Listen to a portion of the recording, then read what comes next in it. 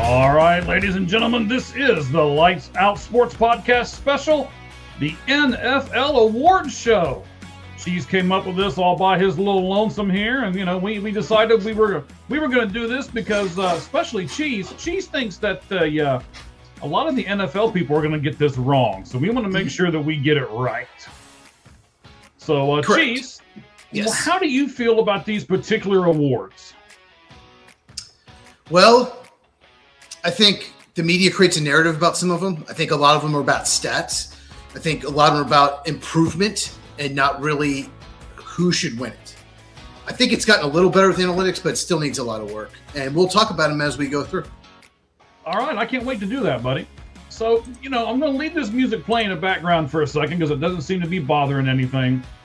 Now, I do need somebody to help me because as I was doing all of this, it said there was some kind of error that occurred. And the last thing I want to do is do a complete show forever and a day and then figure out that we didn't do it right. So I'm going to check a couple of things here right quick to make sure that we are broadcasting here. It's broadcasting on your X. I'm checking our X's right now. Not on mine, though, but that's okay. Is it broadcasting on X? On yours, but not mine. Ah, that's where it said the error was. Yeah. Okay. It doesn't like my X. It doesn't like your X. Let me see. I don't know if I can. So give us just a second here, ladies and gentlemen. We are going to... It's fine. I'm going to see if I can figure out how to do it pretty much right away. Well, we've got one person that says hi, so... Okay. We get a lot of highs. We do. We get a lot of highs. Not so many hellos. We do a podcast and we never get high on the broadcast. I mean, that's, I'm not going to. That's up to you. Yeah, no. Knock yourself out. I'm pretty sure my work would frown on that. So let's not, right? Let's not. All right, well, we got quite a bit of people on with us, so we'll just kind of leave it as it is. We're gonna get some more. There we go. So yes, we're gonna get a lot more of those, I am sure. We like it. Go ahead. Come on board with us. We're going to do our NFL awards shows here. And let's talk about some of the categories that we're going to do here in just a second. We are going to do several awards, right? All of these. Cheese came up with all of these. So if you don't like any of them, it's all his fault. Okay. So we're going to do Coach of the Year on a playoff team, the worst Coach of the Year on a playoff team. We're going to do Coach of the Year on a non-playoff team. And then worst Coach of the Year on a non-playoff team. We'll do Executive of the Year and worst Executive of the Year. We'll do Offensive Player of the Year and worst Offensive Player of the Year. Defensive Player of the Year and worst. We'll do Offensive Rookie of the Year and the worst Offensive Rookie of the Year. The best first-round pick, which I found this one really interesting, best first-round pick and worst first-round pick. We'll do Defensive Rookie of the Year and worst Defensive Rookie of the Year. And then we'll do Offensive MVP, Offensive Least Valuable Player, or LVP. And then defense will do the same thing. And we will conclude the show with the worst team that made the playoffs and the best team that made the playoffs. So, gonna have a lot of stuff to do today. Appreciate everybody that's already jumping on board with us. So, Cheese, before we get into our awards, right? I'm sure you're texting and then I'm getting a lot of texts. Here's the link, right? Especially since they're not, it's not on your spot. They're probably all going, "Oh my God, I can't find you." They can find us. They can find us over on YouTube. Tell us what people should do, sir, when they get on either our YouTube channel or your YouTube channel, because you do it better than anybody. Yeah, so if you're watching on YouTube, what you do is, if you're new, you hit subscribe and turn on the bell for notification, because you never know when we could just go live, do a reaction. And of course, we do the podcast every Tuesday, 8 Eastern, 5 Pacific. And you go to my YouTube channel as well. Check out my videos. I did 2 today because a lot going on at Football with Cheese, CHEEZ. And once again, subscribe and hit the bell. And if you are on YouTube, hit that button that looks like this, the thumbs up button. You just gave our people a lot of stuff to do, man. It's easy. Subscribe, hit the bell, and hit the thumbs up. It takes 3 seconds. All right. 1 second for each one, right? Okay. Yeah. Before we get into these awards, we've got to talk about Matt LaFleur for a moment and your Green Bay Packers, okay? Okay. I don't want you to go off on a tangent too much. We'll save a little of this for tomorrow as well, because I'm sure we're going to talk about it tomorrow. There might be a decision made before the podcast tomorrow. So far, though, Cheese, I haven't seen a actual decision come out or a press release from the Packers. Have you seen anything that has officially come out from the Packers? No, nothing. Okay, so they've not made a decision as of yet. Correct. Okay. Give me the percentages. Do you think the Packers will re-sign him, play out his final year of his contract, or they're just going to go ahead and fire him? Which one do you think is the most likely to happen of those three? I'll just say the least likely is play out the last year of his contract. Ed Policy is the new team president. He took over in July. He's made it very clear. I don't want a lame duck GM. I don't want a lame duck coach. Both Brian Gutekunst, the GM, and Matt LaFleur, the head coach, have 1 year left on their deal. So they're either going to extend him or, 3 options: extend him, fire him, or trade him for a draft pick or 2 to a team that wants him. So the most likely is probably, unfortunately, extend him. I still think that's the most likely. I'd say that's probably 75, 80% chance. It's an unknown. We have not heard, Ed Policy has not come out and said, we need to get something done with Matt. I want Matt here for a long time. That could be negotiations. You don't want to give away your leverage. If you tell the agent, oh yeah, he's going to be here no matter what, then you might have to pay him more. But we haven't heard him say that. A lot of team owners, Packers don't have an owner, but the team president basically is de facto owner. A lot of owners will say that, oh yeah, we're going to try to work something out. We're going to get. I never heard anything. I have no idea what's going inside his head. So the next best possibility is probably, believe it or not, probably trade him to a team that wants him. And the least likely is probably he just gets flat out fired. And they could mutually decide to part ways too. It's complicated. Yes, I'm figuring that out. I didn't realize that I was going to open up this can here. So, yeah, I was a little surprised, a little shocked here, and I was trying to see if I could get this thing to go on your X right the moment. I don't know what happened there, but I was clicking some buttons and nothing seeming to work. So, if you're used to seeing this over on Cheese's X channel, it will be back. I'm not 100% sure what happened, but we'll figure it out before tomorrow's show. So if you do, I reposted your clip, so you can still watch it on mine. It'll just be under your heading. So it's on my. It's still there. Look at you being all smarticle and everything. Look at that. Yeah, there we go. I mean, we know what you want. You want Matt LaFleur fired. Yes. So let's say your dream comes true. Who do you want to be the next coach of the Green Bay Packers? Well, I want him no longer there, no matter whatever way that is. Trade, part ways, mutually, or fired. And Adam Schefter has said they are working on a contract or talking contract. That doesn't mean they're going to come to an agreement. To answer your question, though, I'm I'm always a fan of up and coming coordinators more so, and that's typically what they do. I think the only coach since I've been since I was a little kid that they ever hired. Only 3 years ago, by the way, but go ahead, sir. Yeah. That was a retread coach is Ray Rhodes, and he lasted 1 year. Every other coach they've had has been an up and coming coordinator. So that's typically what they do. If they go that route, I like Clint Kubiak. I like Jesse Minter a lot. But Clint Kubiak, he's offensive coordinator of Seahawks. Jesse Minter, defensive coordinator of the Chargers. But I mean, Jeff Hafley, the current defensive coordinator, has done a terrific job. And you can just tell he's a leader. He has a natural leadership ability. And that is, I think, what's been really lacking since probably Mike Holmgren. Really, they don't have a true leader. So one of those, if it's a retread coach, John Harbaugh, Kevin Stefanski, Mike McDaniel, I like all three of them. Okay. So since you brought up your defensive coordinator, this is the last question because we'll save some things for tomorrow on the Lights Out Sports podcast as well. So this will be my last thing. I'm almost positive that your defensive coordinator is going to be hired by somebody. Do you think that as well? Yes, I absolutely do. I think he might be the second or third choice. I think a lot of people are waiting to see what Harbaugh and Stefanski does and then play off that. And then one of those teams will pick Hafley. But I think he's lined up 5 interviews or requested already, and it could be more.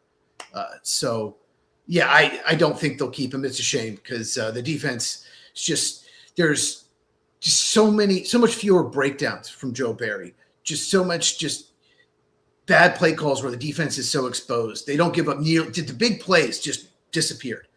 If someone says, okay, the total yards, it's not a huge difference, but it's the big plays that don't give up. And I do expect him to get one of the head jobs. Okay. So I'm going to kind of connect everything, and then we're going to jump into our awards here. The first one we're going to do here in just a second. Well, one more thing I want to say before we do that. Yeah, go ahead. If you want to know more about the breakdown of how they could trade him, all the possibilities, I didn't want to go too off on it because I could talk, for 10 minutes. I think I made an 8.5-minute video about it. Just go to my channel at Football with Cheese. I made a whole video about that a few hours ago. So after you watch this, of course. Of course. Excellent. We appreciate that, sir.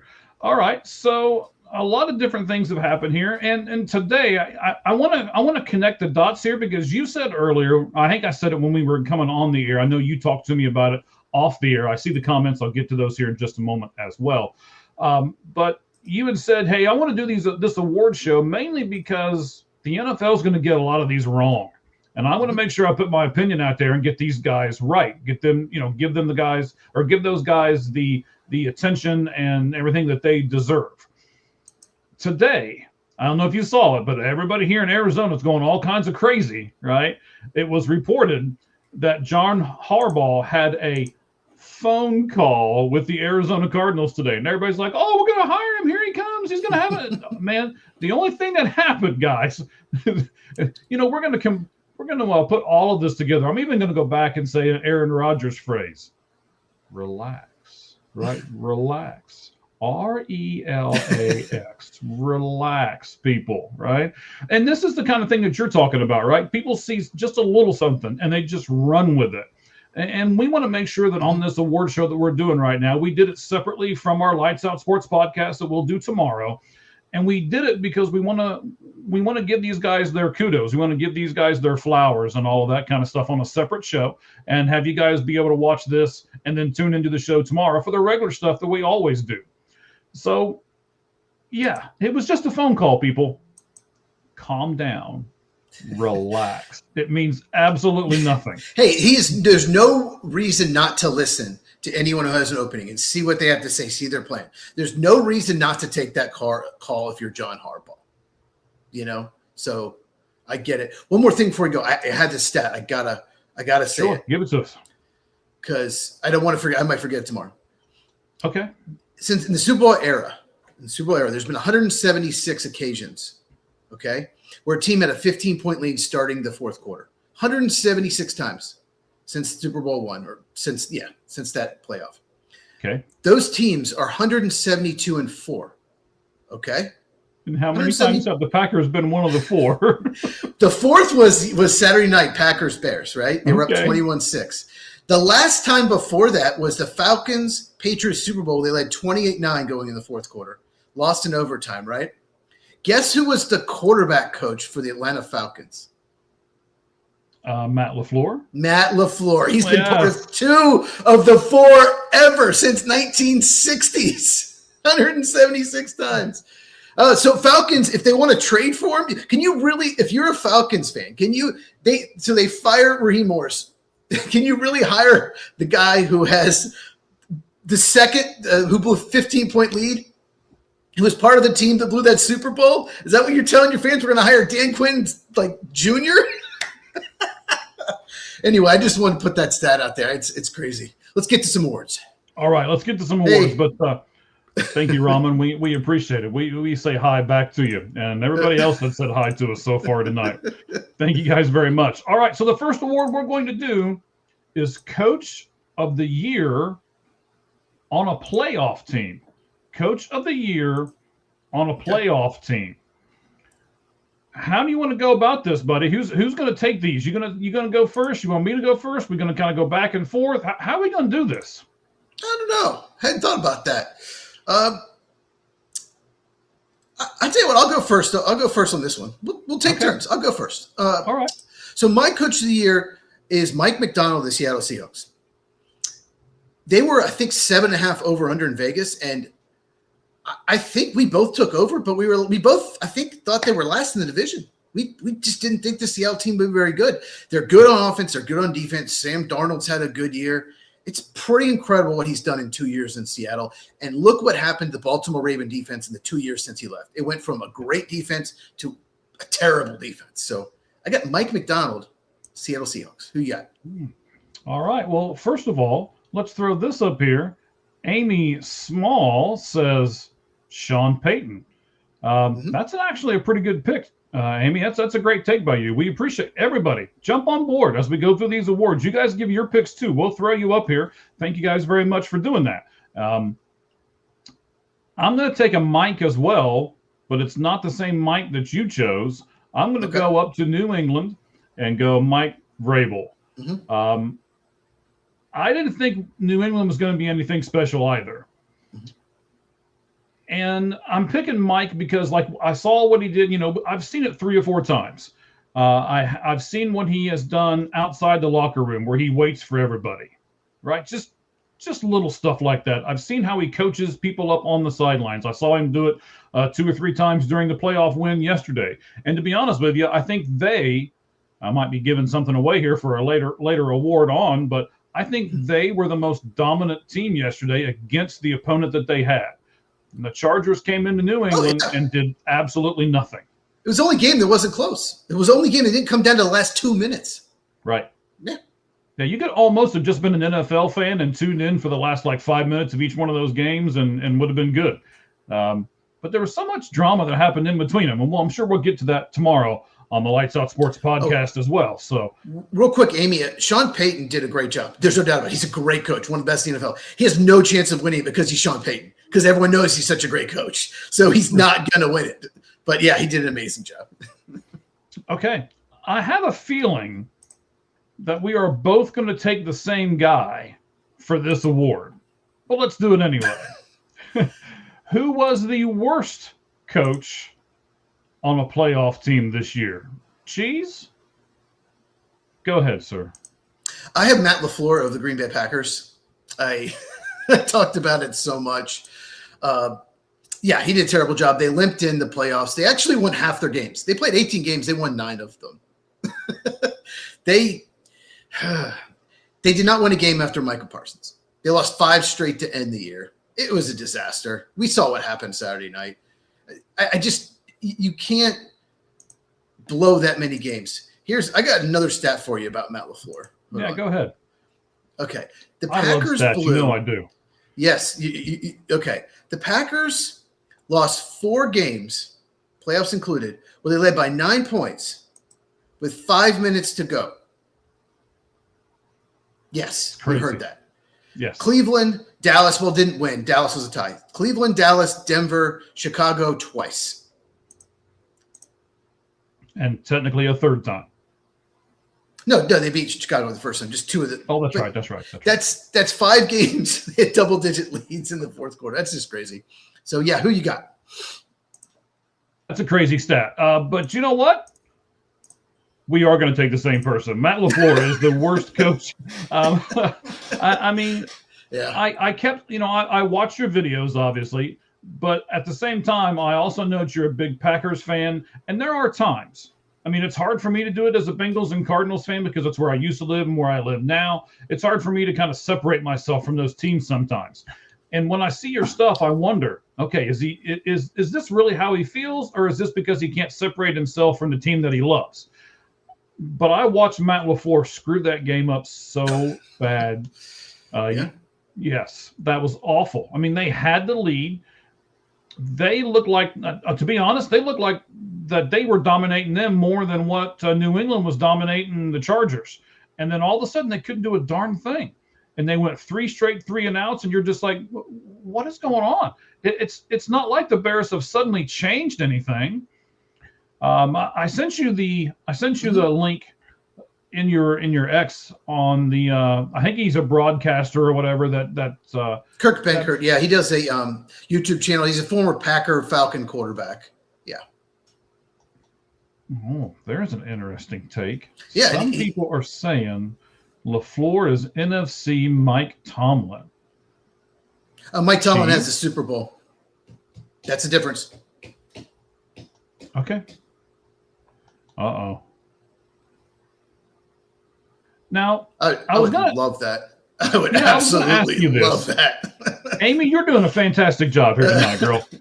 So let me just ask, Cheese, would you be okay if Matt LaFleur stays, but he gets a good offensive coordinator to call the plays for him? Because now before you answer, I'm going to set this up a little bit.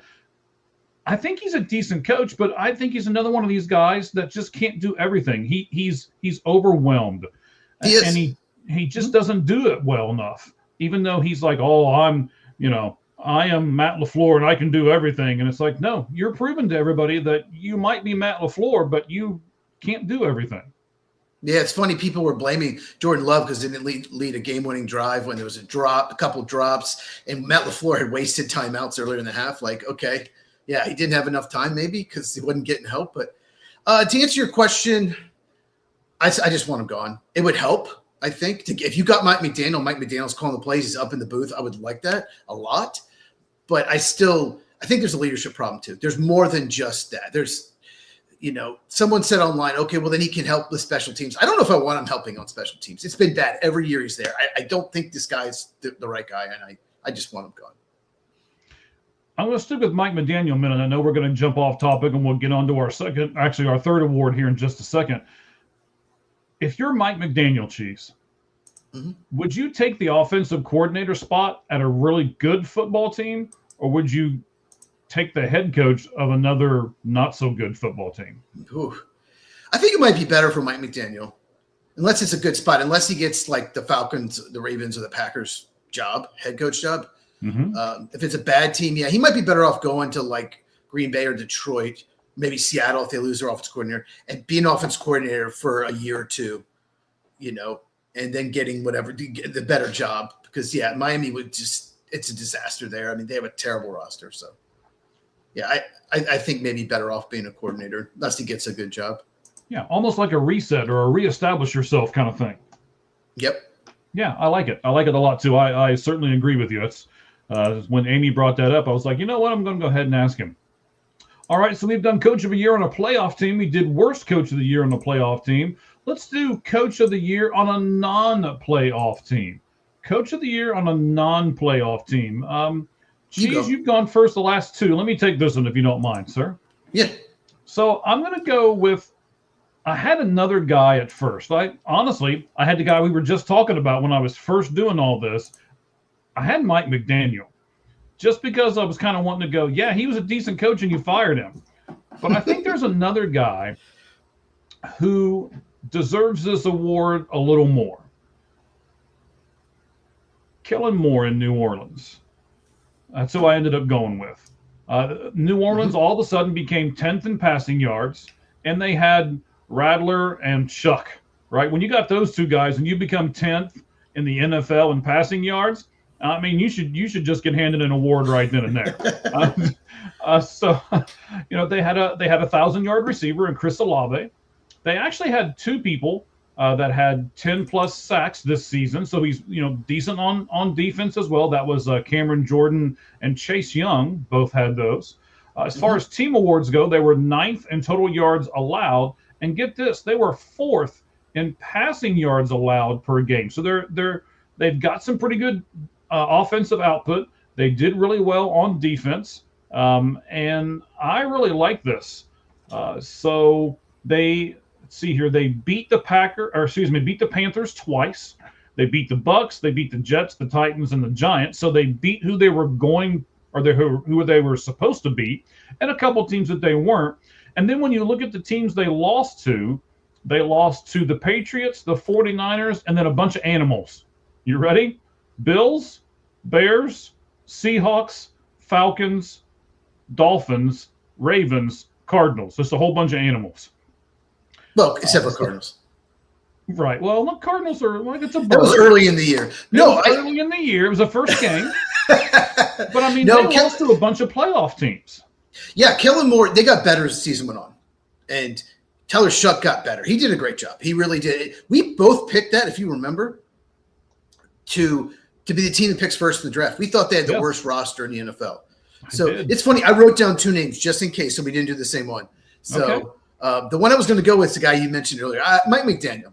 I'm going to go with him. We just talked about him. He did the most with one of the worst rosters in the NFL. They won 7 games. And they have drafted, if you look at the last 4 drafts, there's no team that's drafted worse, because I studied the drafts, than the Miami Dolphins. This last draft, they had the worst draft of anyone. They got the just garbage draft this past year. They did fire their GM, and he just keeps overachieving every year, and they knock him down. Okay, he's 0-2 in the playoffs. At Buffalo, at Kansas City, in cold weather, teams that were like favored by double digits. Of course he lost those games. It's just crazy. The fact that he got in the playoffs twice is crazy. So Mike McDaniel is a very, very good coach. All right. So, if we tell you who's the best, we also got to tell you who was the worst one, right? That's only fair. So we did Coach of the Year on a non-playoff team. Now we're going to talk about worst Coach of the Year on a non-playoff team. Cheese, you're not going to go first. I'm not going to go first. Oh, okay. One of our listeners, Amy, she's just rattling off all kinds of stuff for us today. I hope she keeps going with us here. Amy's going to go first.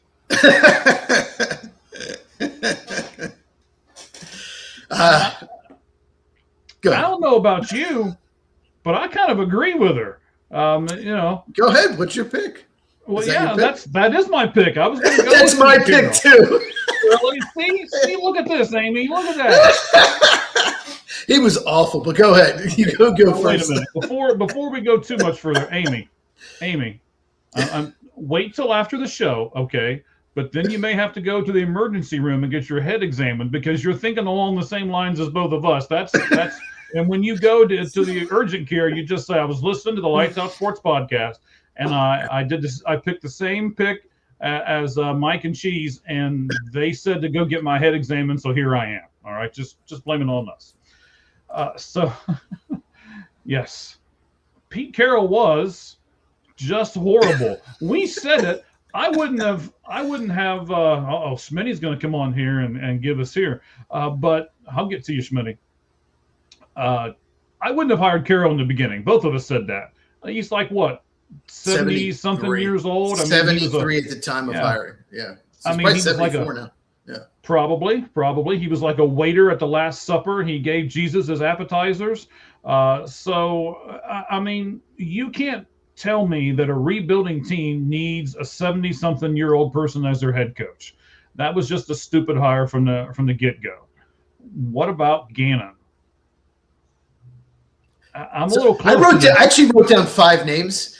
He was one of them. There's a lot of bad coaches this year on bad teams, but Gannon didn't do a good job. They lost a lot of close games, but I'll let you talk about Gannon because I don't really want to talk about Gannon, because you and I both know I didn't think Gannon deserved to be fired. So I'm not going to go with this narrative and and say that he did. I'm not going to backtrack on it now, but Schmitty's saying Gannon's not great. You're saying Gannon's not great. I'll let you and Schmitty talk about Gannon, and I'll just sit over here and watch. Well, it's just I expected improvement. The defense got better. They drafted well. I know there's some injuries, but it just expected so much more. I know that Kyler Murray got benched, but that team should have won at least 6 games, probably 7 or 8, and they won 3. Mm-hmm. So you just can't keep losing close games. And I don't know if players checked that. I don't know. I'd have to do a deeper dive, but some of those games, they just played awful and barely lost. Just awful. So you got to go back to the head coach. Why are they playing so bad over and over? Yeah, Todd Bowles, I wrote him down too. But Pete Carroll, the thing with Pete Carroll is it still made absolutely no sense. The Raiders need at least 2 or 3 years rebuild to get that roster stinks. And he wanted Geno Smith. They wanted a quarterback and traded for a 34-year-old quarterback. That was his quarterback in Seattle. I'm guessing Pete Carroll was the reason why they did that. None of their moves made any sense. And then they drafted a running back when they didn't have an offensive line to block for him. But yeah, Pete Carroll, I mean, there are some games where I just could not believe how bad a coaching job he did. Now wait a minute. Ashton Gentry is a one-of-a-kind game changer at running back. I would have also been tempted to take him. I would have taken him. But you gotta sign linemen or draft some linemen to block for him. That's my point. Okay. Like, it's just a mess there. But Pete Carroll, he didn't do any help. It just made no sense. And I honestly think he should have done more with Seattle. He should have won at least 2 Super Bowls. I don't think he's a very good coach. I never did. He just had the most talented team. In college, right, over at USC, right? That's where he was at? No, he just recruited the best players. They just had a lot of talent. So now, that was back in their heyday when they could go out and get people, kind of like Alabama can now. And, maybe Indiana's going to be able to do in the future. We'll talk about that tomorrow on the Lights Out Sports podcast. It's the NIL is getting really interesting. We'll talk about that. And then Schmitty brings up another really good point about Jonathan Gannon. Here it is. Crazy amount of penalties. Yeah. Yeah. If you look, I believe that they were the most penalized team in the NFL. So what you're saying is correct, I guess. I'll jump on this for a moment and say that losing close games is a coaching thing, not necessarily a player thing. Getting a lot of penalties is a coaching thing, not necessarily a player thing, because that's what that coach is there for, is to coach them up. And if he can't do that, then he probably doesn't deserve to be there. So yeah. It's not just losing close games, it's just almost every close game they lost. It was crazy. But yeah. All right, so let's jump into the executive of the year. No, you don't have to be sorry. Hang on. He says, sorry, y'all, I can't stand Gannon. You don't have to be sorry. Well, he's gone.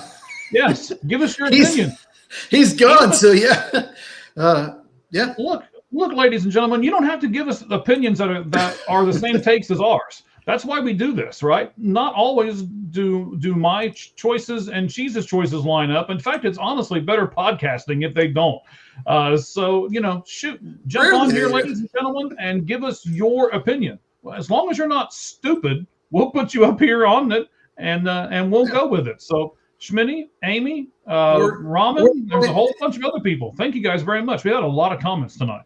Or if you're a Bears fan, which means you are stupid. You just gotta poke that bear, don't you? Like literally. All right, what about executive of the year? Okay, so I have Elliott Wolf. He's the general manager of the Patriots, or some executive. I don't think he did a good job last year. I didn't think he had the best draft, but the draft, the offseason, the free agents they signed Milt Williams, they signed Robert Spillane, who's played well. They signed Morgan Moses. It really needed a right tackle. Drafted Will Campbell, drafted Travion Henderson. And the improvement. I mean, it's not just Vrabel. I know you picked Vrabel. It's not just Vrabel. There's a lot more talent on that team. So, yeah, Elliott Wolf. And they brought in the right people. The tight end, what's his name? Henry, I believe, right? Just a really good fit there. Not necessarily a tight end. I'm sure when they signed him, there was no one in New England that was, jumping up and down and doing cartwheels down the sidewalks or anything over it. Yeah. But he fit the system, and they did draft a lot of people that did that fit the system that they already had. And when I said I didn't like his first draft, besides Drake May, after that, Drake May was a great pick. But after that, I mean, he could have had Ladd McConkey and traded back. I mean, there's just man, it's like if Lavik was on that team, they wouldn't have had to sign Stephon Diggs, who's got maybe in some trouble. But all right, who you got? This year's draft's going to be pretty rich, I think, in really good receivers. So they can get a good receiver in this draft, even picking down where they're going to pick at. So it's deep at receiver too. It is. It really is. I picked a guy for a little bit different reason than what you did. I went with the San Francisco 49ers, John Lynch. Okay. I like him a lot, number one. Number two, he played in the NFL, so he knows what's going on. Three, the camera always pans to him. He is always on the sideline towards the end of the game. He's there to support those players. He's there to support the coaches.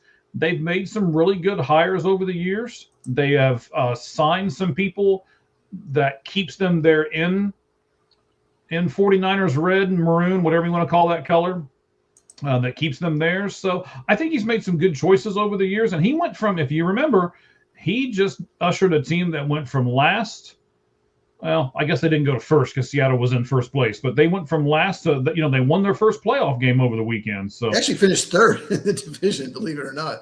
Did they? Seattle? Yeah. Oh, yeah, the Rams. That's right. You are right. They tied the Rams, but technically they're in third place. And they won a playoff game. They won at Philadelphia. Mm-hmm. So where the Phillies looked terrible, the Eagles looked terrible. Yeah. Yeah. Even then, and the Phillies did too. We'll just throw them out there too. They looked awful. All right. So what about the worst executive of the year? I have Duke Tobin of the Bengals.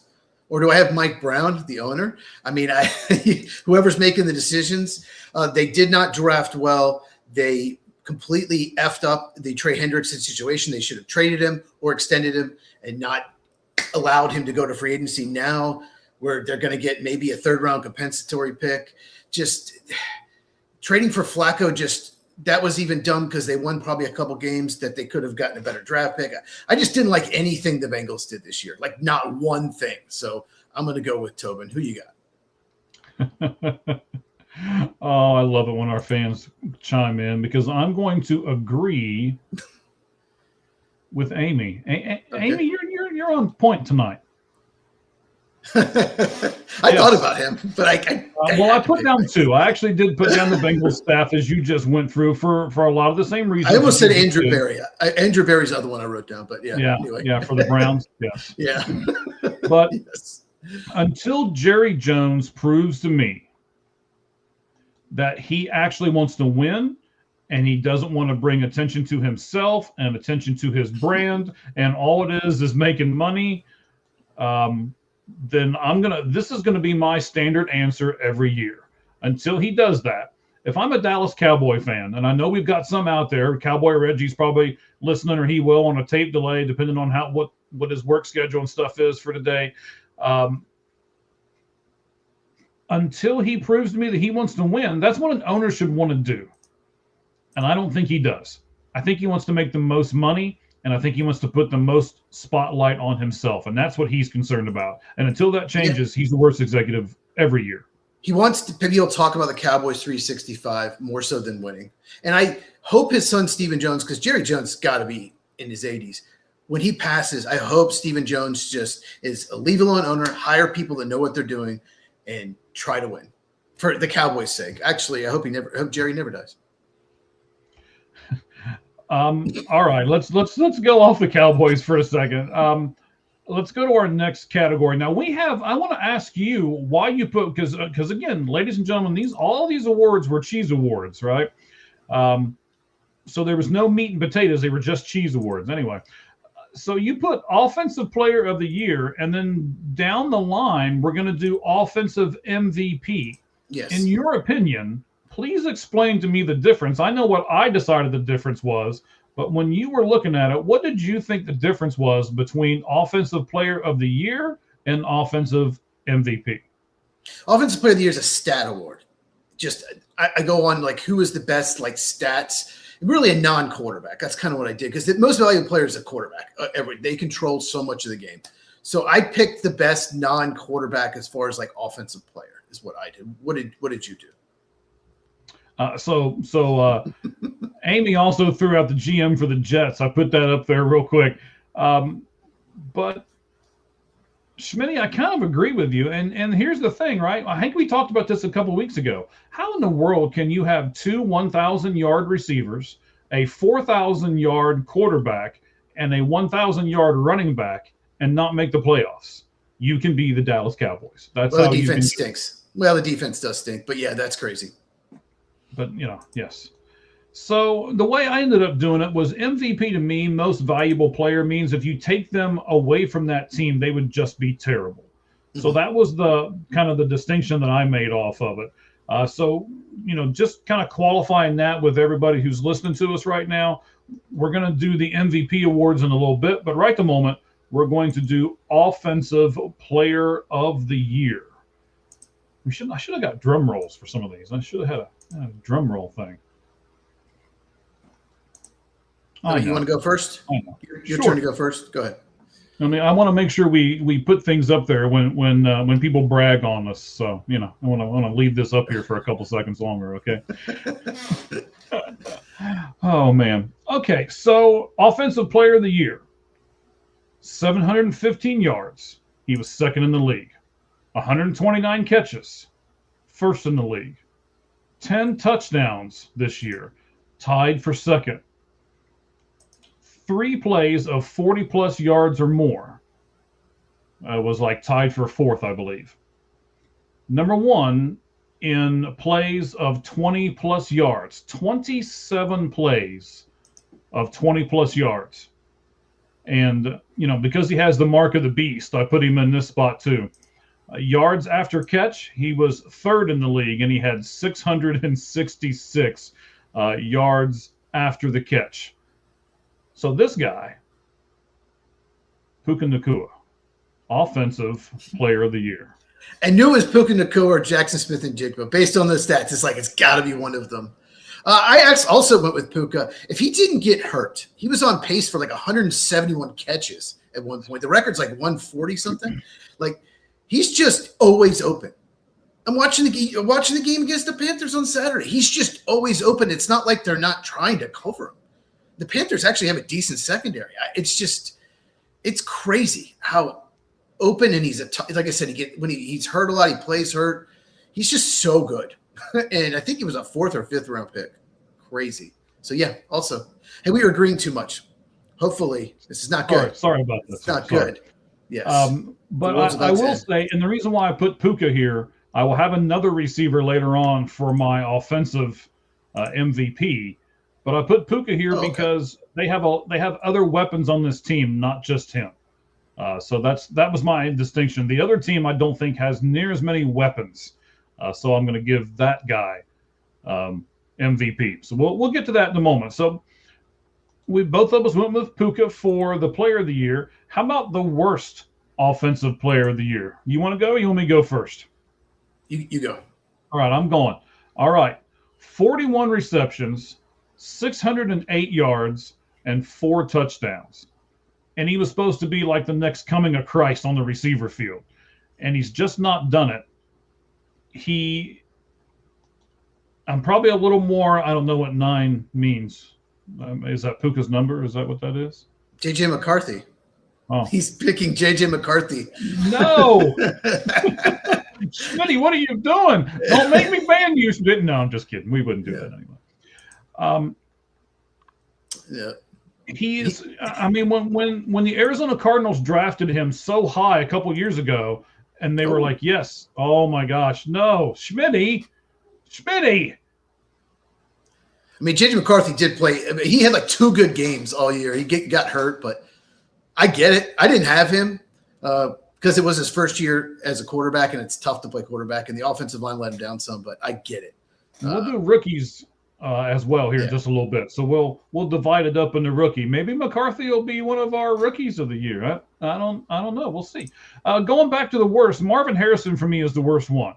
He was supposed to be this great new receiver. He was really supposed to stretch the field. He's got the size. He's got the this. He's got the, oh my gosh.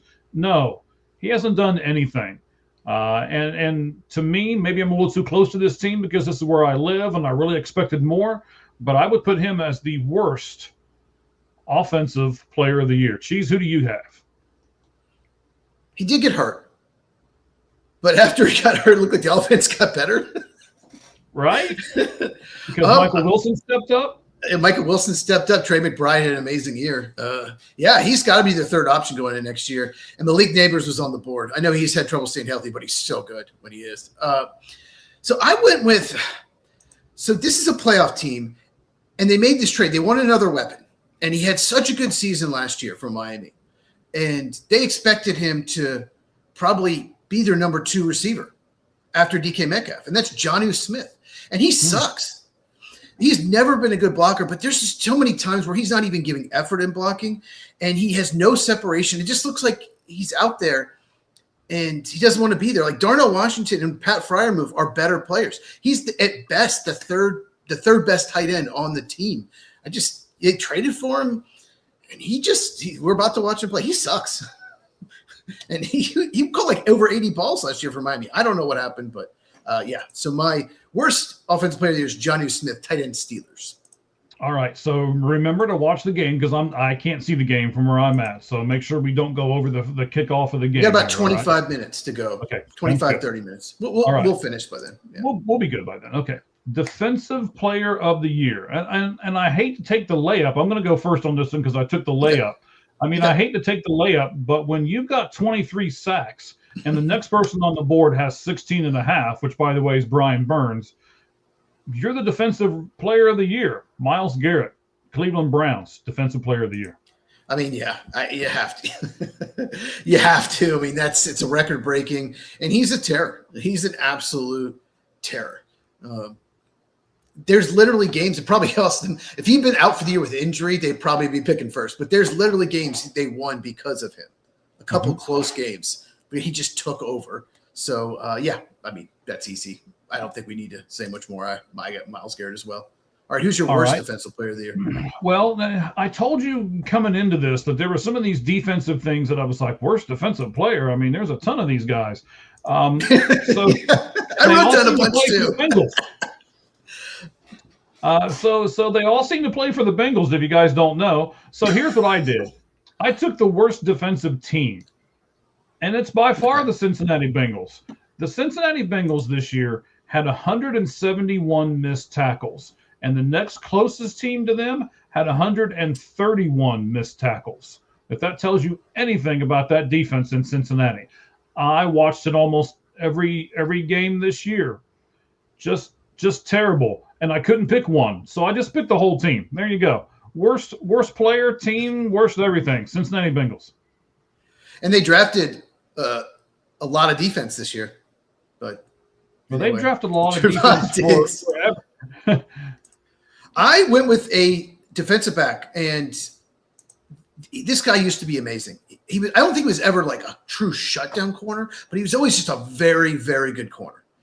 And I don't know what happened. Did he lose his speed? He just fell off a cliff. I'm watching Ravens games, and people are just picking on him. They're throwing at him. And this guy used to be a guy you never threw at him. And that's Marlon Humphrey, cornerback of the Ravens. He sucked this year. There were some big games they needed to win, and late in the games, he just given up these big plays. And they missed the playoffs by one game. So, yeah, Marlon Humphrey, cornerback Ravens, is my worst defensive player of the year. Now, Smitty, I wish I'd have talked to you before we started this, because I'd have probably went with you. I mean, when you're a defensive person and you're released by the Dallas Cowboys,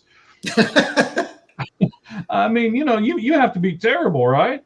Let's see, the Bengals had a chance, and they were going to release him at the end of the year anyway. I think he was trying to get out of that. I think he did something to piss them off and wanted to play for a playoff team, which he did get to. Of course, they're already out, but they were going to release him anyway. So she's saying made it back. I don't know how we went from Anderson it back to made it back, but she's probably doing like 3 or 4 different things. She's working on college papers and stuff like that. She's listening to us in the background because God, nobody wants to listen to us as the main thing going on. So I get that. Yeah, so the Bengals had a chance, according to Amy, and Burrow even made it back, and they still didn't get to the playoffs. But yeah, and somebody had to win that division, so it ended up being the Steelers, and they're about to get triple tonight. They lost to the Jets. You can't lose the Jets. The Falcons missed the playoff by one game. They would have won the division. They would have hosted the Rams. They lost to the Jets. You can't lose the Jets. We do podcasting now because we hate autocorrect too. So we're right there. All right. So Fantastic, guys. Again, appreciate you guys all jumping on with us. Thank Amy, Schmitty, and everybody else that's been on here. We appreciate all of you guys helping us out and adding to the show. Again, this is the Lights Out Sports Podcast special, the NFL Awards Show. So we'll have our normal show tomorrow, Tuesday night. What time, Cheese? What are we going to do then? 8 Eastern, 5 Pacific. We'll talk baseball, college football, and, of course, NFL. Yeah, so make sure you join us. And we're going to have to start going a little faster here on these to get done. We're about halfway done. We'll start going faster.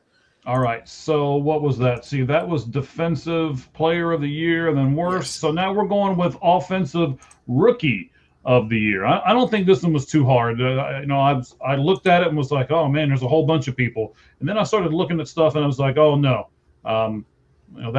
This is pretty easy. Oh, okay. But wait. Before you answer, look what you did. You did something. Oh, there you go. Look at that. There you go. The notification bell is key, so you never miss one of the videos or the pods. Absolutely. You can ask a quick question. We'll see it over here, and then we'll quick is the key word. But yeah, well, you can ask, and then we'll try to do everything at the end. While she's doing that, I'm going to go Tanner McMillan. I think like Judkins. Well, I mean, he's on the Browns offense, so Harold Fenton Jr. also had a great year. Tyler Warren got off to a great start. He kind of fell off, so did Ibuka. So I think Tanner McMillan, played really well down the stretch. Wide receiver from Arizona, drafted by the Panthers. Yeah, I had the same ones. So let me just give you the numbers. 1,014 receiving yards, 7 touchdowns, no fumbles, by the way. Another reason why I put him up here, that's not usually what a young person does. And then if you look at their next 3 guys, Jalen Cooker, right? Or Coker. I don't know which one. Coker. Xavier Legette. Yeah, he sucks. Yeah. And then Rico, I believe he's their running back. Rico, what is it, sir? Dowdle, yeah. If you take those 3 guys and you add up their receiving yards, it's 1,054. So they had 40 more yards combined than what McMillan did by himself. And when I saw that stat, I'm like, oh, no, this is over. He's the guy. So I agree with you. Offensive Rookie of the Year would be McMillan. Worst Offensive Rookie of the Year. Go ahead, Chiefs. Jonah Sevania, guard for the Dolphins. I didn't think I had him in my top 100. And they traded up in the second round to get him. The Dolphins did. God, Chris Greer was so bad. And he can't play. I didn't love his film at Arizona. I don't know why everyone thought he was this great player. And he had one of the worst seasons I've ever seen a guard play. I mean, he just gets beat play after play after play, and the Dolphins wouldn't bench him. So Jonah Sevania was like 40th overall of the Dolphins. What about you? All right. Well, I'm just going to, because of the sake of time here, and I don't really have a number for this one, so I was going to give you a team again and all this stuff. So I'm just going to agree with you, and we're just going to move right on. Amy, I want to tell you that I do see your question. We will talk about college football more tomorrow, and if we have some time at the end before the kickoff to the football game, we will go back and answer your question. So we just did Offensive Rookie of the Year, Worst Offensive Rookie of the Year. I like this one, Cheese. I'm glad you came up with this. Best first-round pick and worst first-round pick. Let's go with the best. Who are you going to say is the best one? We may have the same person. You go first on this one. Oh, I'm going to go first on this one. Okay. All right. Carson Schlesinger for the Browns. He was the second-round pick. He was the first pick of the second round, but go ahead. Pick him. Just pick him anyway. First round. Oh, you are right. It does say best. It's okay. I would have put him if he was a first round pick. So go ahead. All right, 146 tackles. He, that led the Browns. He had 64 solo tackles. He actually had 2.5 sacks, and he had 2 interceptions. Now, I know it's the Browns, but ladies and gentlemen, you guys also know the Browns got a decent defense. So, yeah, I get it. I apologize and admit to the fact that yes, you're right. He was the first pick taken in the second round. But I'm just trying to give you more value, Cleveland. That's the only time you're ever going to get mentioned on the show without having the word worst in front of it. So let's give Cleveland a little love. Go ahead, Cheese. Who did you pick for the best first round person? Yeah, that's why I didn't pick Andrew Berry for worst executive, because he did get Harold Fenton Jr. and Carson Schlesinger. So Okay. I had to give him some credit for that. He All right. didn't do the great job with quarterbacks. So I could have gone Terry McMillan, but this is not a stat award. This is the best first-round pick. And I'm actually going to go to Chicago, the Bears, Colston Loveland, tight end. When he came out, I had Tyler Warren ahead of him. I would have taken Warren ahead. And Warren had a better first half. But I tell you what, Colston Loveland, he was healthy. When he got fully healthy, he had an unbelievable second half. And he just torched the Packers in that fourth quarter. And what's the price? He's so athletic, so good after the catch, downfield threat. But he also is a much better blocker than anyone gave him credit for. That was not on him. He won't block. He actually is a decent blocker. So, yeah, I think Colston Loveland, 10th overall, right now is the best first-round pick. Yes, the Bears. That was the other guy that I wrote down before I messed up with Schlesinger. And I like what Chicago did. If you look what Ben Johnson did with the quarterback in Detroit, I just lost his name. Anyway, he had a really good tight end over there, Matt Laporta. Was that right? Sam Laporta. He did a really good job with him. I think he did a great job with Colston Loveland. Gave their quarterback more weapons. And he blocks pretty well, too. I'm surprised you didn't say that. He blocks pretty well as well. So, I'm with that. I did say that, but did you? Well, yes. I only pay attention to you half the time. So. It's okay.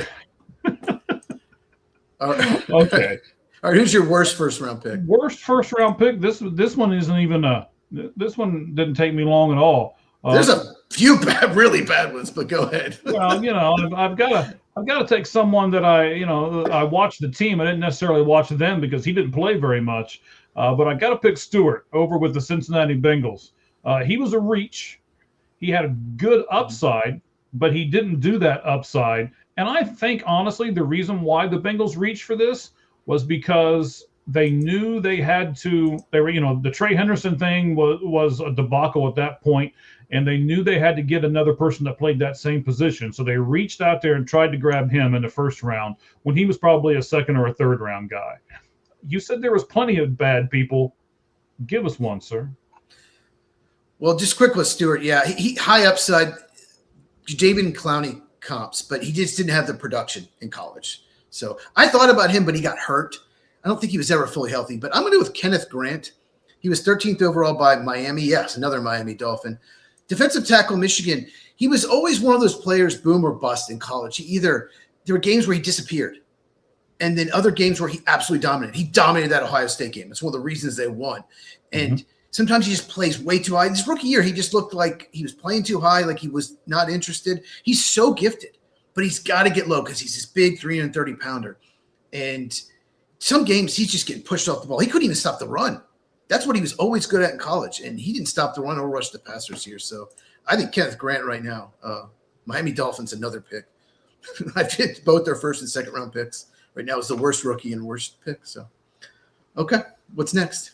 All right, so defensive rookie of the year and worst defensive rookie of the year. I'm going to back out of this one. It's defense. We're running a little short on time. So, Chiefs, give me both. We're both going to pick. We already talked about Carson Schlesinger. We both would have picked that, I think. Linebacker of the Browns, first pick of the second round. He's been tremendous. What a pick. He should have gone in the first round. All right, what about worst? Mike Green. He was a second-round pick of the Ravens. Everyone said he had top 15 talent. He has been accused of SA, I'll just say that, twice, once in high school, once in college. So he was a character risk, but everyone said, oh, the Ravens got a top 15 talent. They took him in the late second round, and he did nothing this year. And the Ravens had no pass rush whatsoever. So Mike Green is my worst rookie. How about you? I didn't really have one. We're just going to move on from this from the defensive stuff. You're much better at this defensive stuff than I am. I'll admit to the fact that I'm not great. We got three more topics here to do. We got offensive and defensive. We'll do the most valuable and the least valuable of both of them, and then we'll conclude tonight with the worst team that made the playoffs and the best team that made the playoffs. So again, I'm going to go offensive. Offensive most valuable player. I'll give it to you here just a second. My guy here is because this guy is the most valuable person on the team. Excuse me. So here's what I went with: 119 receptions, 793 yards. He has, and this was the big one for me.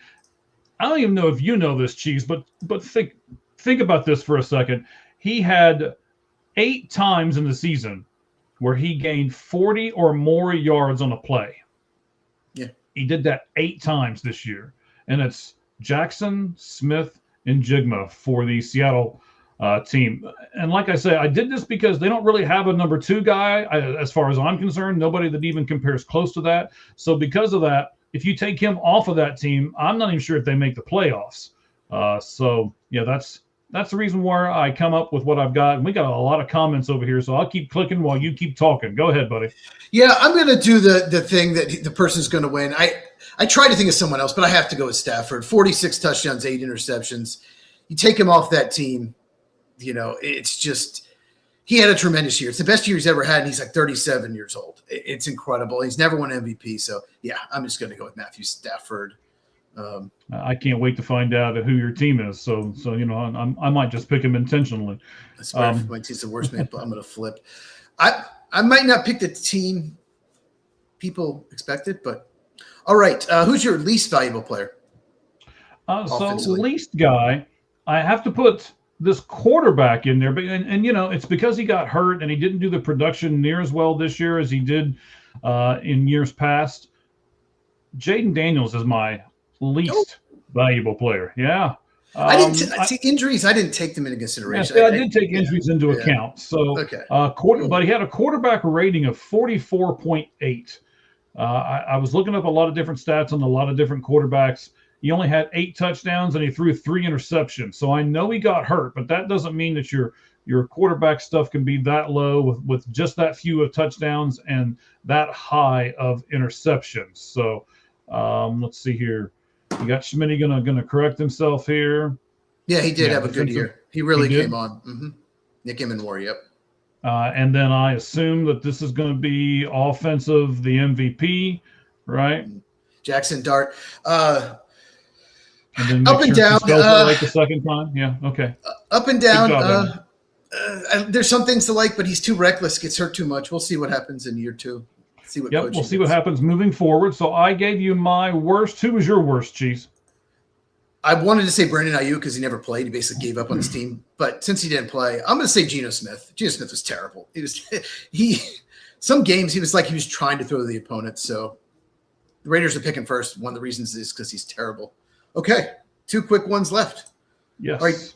Defensive MVP. No, she's saying for worst player. She was saying Jackson Dart for the worst offensive. Oh, wow. I wouldn't say that. He had some decent games in there. There's talent there, but I get it. Yeah, he didn't play that great. Yes. We'll all 3 agree with this statement. Yes. Yes, he okay, does. He's not going to. He's going to get a big payday, so he's not going to. MVP, I did the same thing you for defensive MVP. If you take this player off the team, where would they be? So who's your defensive MVP? So I didn't go with a player. I actually wanted to introduce a stat that I love. It's called the Havoc play. For those of you who are unfamiliar, it is when a team gets a play, when a team gets a pressure, a tackle for loss, a forced fumble, an interception, or a pass breakup. And I didn't take one player, I took a team because this team does it 43.4% of the time. They get one of these, either a pressure, a tackle for loss, a forced fumble, an interception, or a pass breakup. And I'm like, wow, 40. It's called a Havoc play, 43.4% of the time. It's the Houston Texans, and we're getting ready to watch them just absolutely destroy the Steelers here in a moment. So, I had to put those 2 things together. So I gave you a team for defensive MVP and not a player. Who was yours, Cheese? Yeah, Will Anderson's had a great year for them. Because of Myles Garrett, no one's really talking about it, edge rusher for Houston. But I'm going to go with Micah Parsons. They lost 5 straight after he got hurt. He had led the league in double and triple teams. Teams schemed around trying to stop him. There's no more important player on that defense than Micah Parsons. So I think that's pretty obvious. I picked that. Who's your defensive least valuable player? All right. So again, I know you didn't look at injuries. I did. I did this again. Torrey's ACL only had 9 solo tackles and 2 sacks, but yet he cost the San Francisco 49ers $34 million this year. So I put Nick Bosa as my Nick. He got hurt. As my L MVP. So I also have a Green Bay Packer for my least valuable player. Another in the same position as Micah Parsons. Oh, there we go. Okay. Sorry, skip for a second. I'm going to go with Rashawn Gary. Rashawn Gary Tore his ACL back in 2022. He's never been the same. And this year he just checked out. There are plays where he just doesn't run hard. If another defender's closer, he'll just stop running. It even happened this game. There was a play where Carl Brooks was closer to Caleb Williams and gets in quarterback hit, and he just stops. And everyone said now that he has Parsons, he's finally going to get his first 10-sack year. And do you know how many sacks and tackle for losses combined he got the last 10 games, Mike? No, sir, I do not. The same amount as you did. 0. He basically checked out. He will not be a Packer next season. They're either going to trade him or cut him. So, yeah, Rashawn Gary sucks. All right, interesting. We got one topic left. Let's go ahead and cover that one. It is the worst team that made the playoffs and the best team that made the playoffs. Let's go with worst first. So the worst team that made the playoffs, I don't think this is much of a stretch. I mean, I'm not even sure if they decided to be in the, or if they deserved to be in the playoffs to begin with, but I went with the Carolina Panthers. But I will give them a little credit. They looked better against the Rams than I thought they would. They did give them a run for their money, even though they had, I believe, 2 turnovers and everything else. They still made it a pretty good game. But yeah, I mean, when you can't even get a winning record, I'm not even sure if you deserve to be in the playoffs. You should just be knocked out, and we should choose another team that has a winning record. But that's a different story for a different day. I get that, and I thought about them, but I went with an AFC team, and I hope it's not that guy's team. But I'm just like right now, who's the worst team in the playoffs? Like, and so injuries are a factor here. This is like picking a team. The offensive line, it's probably the worst offensive line I've ever seen in my life. They can't run block. They can't do anything. And the reason they're in the playoffs is because they have a really good quarterback, Justin Herbert. It's because they have a really good coach, John Harbaugh. They have a really good defensive corner, Jesse Mitchell. But the Chargers suck right now. I just don't know how they won as many games they did. Maybe Jim Harbaugh should be coach of the year. Maybe Herbert should be MVP because they have no business being in the playoff. That performance last night was pathetic. So the worst team right now, I think the Panthers would beat the Chargers right now. So I'm going to go with the Chargers. But next year, if they have another good draft and get some, they're going to get their offensive tackles back. They need some help on the interior. If they fix that, they could be really dangerous next year. I will tell you that as the game was going on, towards the end of it, I put it out there on the X Universe because on our Lights Out Sports podcast this past Tuesday, I said the reason why I wasn't picking the Chargers is I'm not doing anything until Justin Herbert proves to me that he can win a playoff game. So I don't have to pick him next year either. So he was running for his life. There's nothing he could do. It was not his fault. There's nothing he could do. So that's the same thing that I thought about the Bills. And all of a sudden, Josh Allen just puts that game on his shoulders and gets them to the promised land. So. His offensive line's much better. But okay. I'll say this. Christian Gonzalez absolutely dominated that game. Shut down Quentin Johnson, cornerback for the Patriots. What a game he played. He is one of the best corners in the NFL, and no one's really talking about it. Except Chris Collinsworth did talk about the game. They did focus on it, so that was good. But I want to talk about this tomorrow. I don't think we're going to have enough time to do it right now. What were your favorite people doing the broadcasting? I want to talk about that because we had all of those guys like back to back, and we got to hear them all. Not a fan of Tom Brady. I think he's gotten better this year, but I'm not a fan. Some people don't like him. I like Nansen Romo. I like Tony Romo. I like how he breaks down games. I do. He says stuff that's going to happen before it happens about half the time. So I like him. Some people don't. I don't like Brady. Herb Street, give me a break. I mean, and Chris Collinsworth is very knowledgeable, but he knows he's knowledgeable. Score prediction. Steelers win 20-17. I'm sticking with the Steelers. No, there's no way the Steelers win tonight. Rodgers, DK Metcalf hit a big play. Steelers win. I think you're still living in Green Bay Packer days, sir. But no, I'm gonna go Texans, and I'm gonna say Texans beat them pretty handily tonight, 24-14. Okay, and the game's about to start in a few minutes. So okay, so we'll get to this. The best team that's made the playoffs. It's our last one. I'm clicking on all these things here. So I'm gonna go with New England. They dominated the Chargers yesterday. I like what that team is. I like a lot of what that team is, even though you don't know half the people who are on that team. So that's the reason why I want to put them as the best. I'm banking that most casual football fans can't name 5 people on that team, yet they're still in the playoffs and they still dominated yesterday. Who would you say is the best team right now in the playoffs, sir?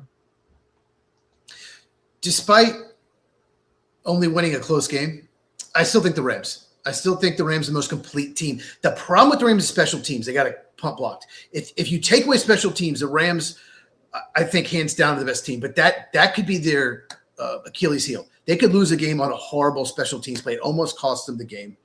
So I'd say Rams, and I really like the Broncos too.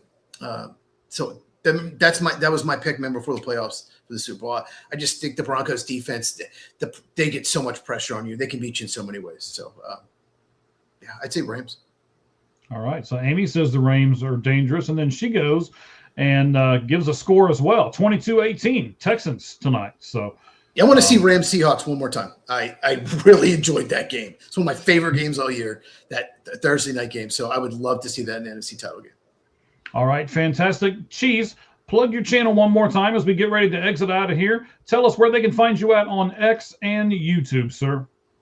At Football with Cheese, CHEEZ, and X at Football Cheese without the with.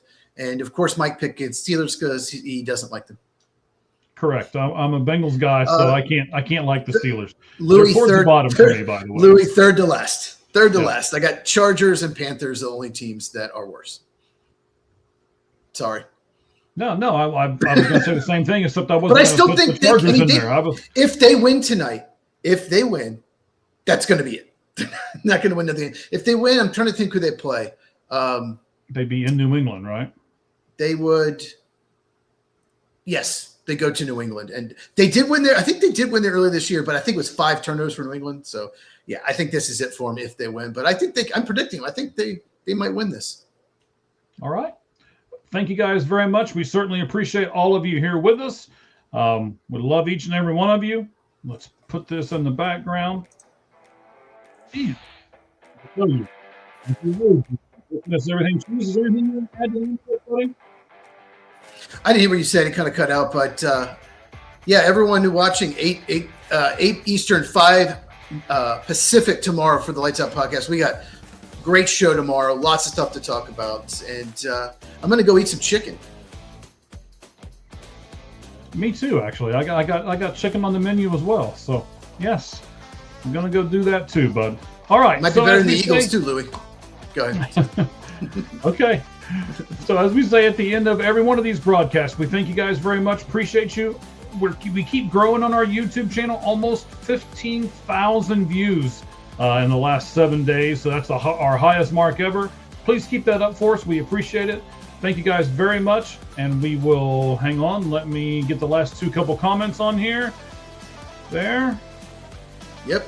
Steelers just received. So. All right. Excellent. Thank you guys very much. And of course, the only thing that's fair in life is a baseball hit between the third and first base lines. Good evening, everyone.